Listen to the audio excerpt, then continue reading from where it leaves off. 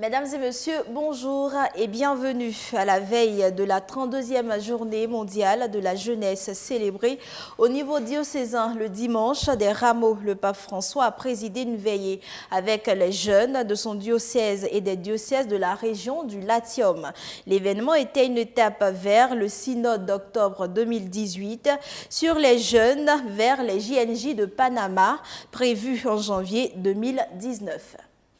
Le pape François a rencontré les jeunes lors de la veillée de prière dans la basilique romaine de Sainte-Marie-Majeure pour la 32e JMJ diocésaine.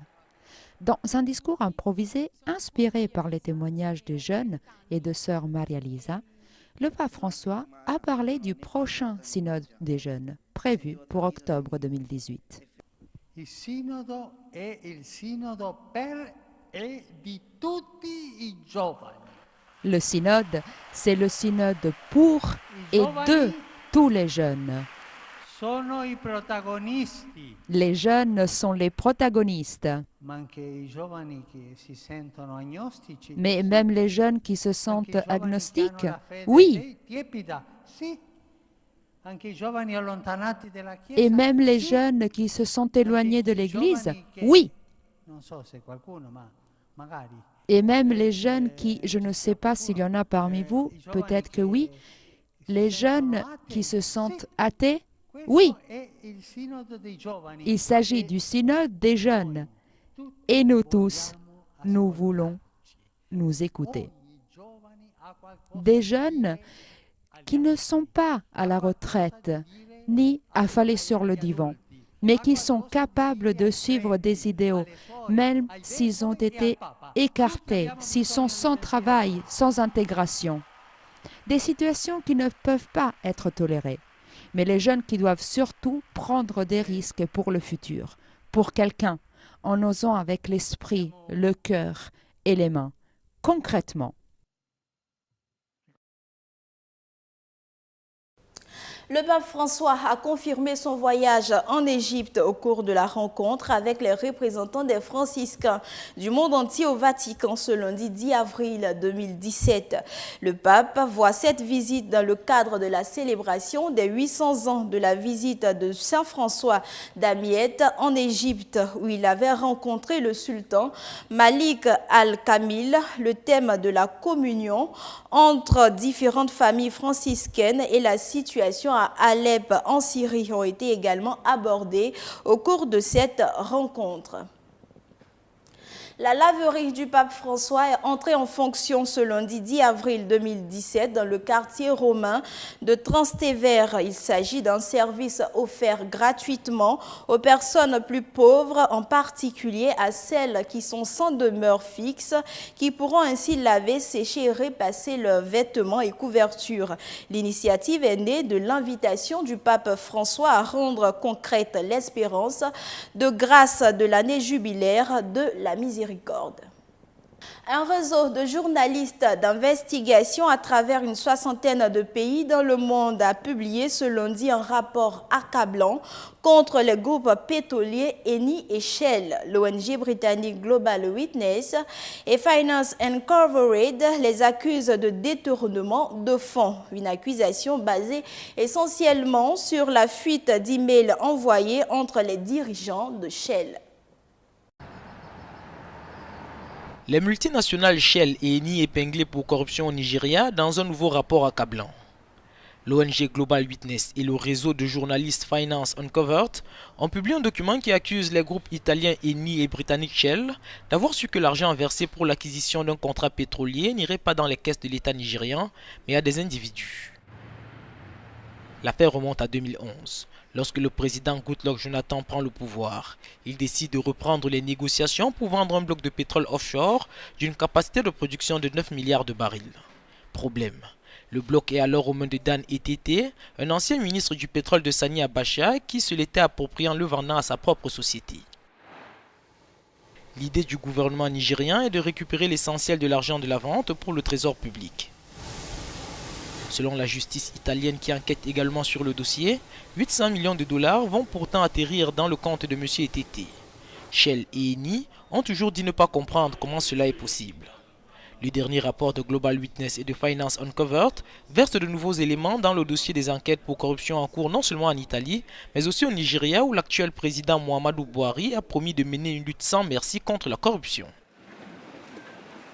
La grève générale se poursuit en Guyane. Après 3 semaines de mobilisation, le mouvement social ne semble pas faiblir. François Hollande a lancé un appel pour que les barrages soient levés. Le président français s'est dit même prêt à recevoir les élus guyanais dans une lettre qui leur a été adressée. Sur ce barrage, personne ne devait pouvoir passer. Mais finalement, seules les voitures sont empêchées d'aller plus loin. Le blocage total, très critiqué, n'en est plus un. Alors que la grève générale dure depuis maintenant 3 semaines, François Hollande appelle à la fin des blocages. Le chef de l'État se dit prêt à recevoir les élus guyanais dans une lettre qui leur a été adressée. Je demande à tous ceux dont la mobilisation a permis d'obtenir des avancées significatives pour la Guyane de permettre désormais à tous de reprendre leurs activités et à se mettre au travail pour construire ensemble et dans la sérénité l'avenir de la Guyane. Le président de la République évoque un examen approfondi des revendications du collectif pour que la Guyane décolle. Il réclame plus de 3 milliards d'euros contre un plan d'1 milliard d'euros proposé par le gouvernement. Mais le mouvement tend à s'essouffler. Certains s'inquiètent des retombées économiques de cette paralysie dans la région. Dans cet hôtel, les pertes s'élèvent à plus de 150 000 euros. Et ce qui est inquiétant, c'est que les gens ne sont beaucoup moins optimistes que nous, parce qu'ils commencent déjà à annuler sur le mois de mai. La Guyane subit de nombreuses pénuries, notamment de produits frais, dus au blocage du port de Cayenne. Presque entièrement ravagé par les flammes, le camp de Grande-Synthe a été vidé de ses occupants ce mardi matin. Et selon les premiers éléments de l'enquête, le feu serait d'origine criminelle et il aurait été déclenché à la suite de grands griffes entre migrants afghans et kurdes. Le camp de migrants de Grande-Synthe dans le nord de la France a été réduit en cendres lundi soir par un incendie qui aurait fait au moins une dizaine de blessés. Selon le préfet, une violente bagarre entre Afghans et Kurdes qui a fait 6 blessés à l'arme blanche est à l'origine du drame. Selon des témoignages, la discorde aurait pour origine l'arrivée massive d'Afghans après le démantèlement de la jungle de Calais en octobre dernier.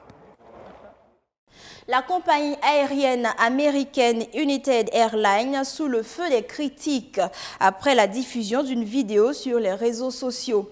On y voit un passager ayant réservé sa place se faire débarquer de force parce qu'il refusait de sortir d'un vol surbooké.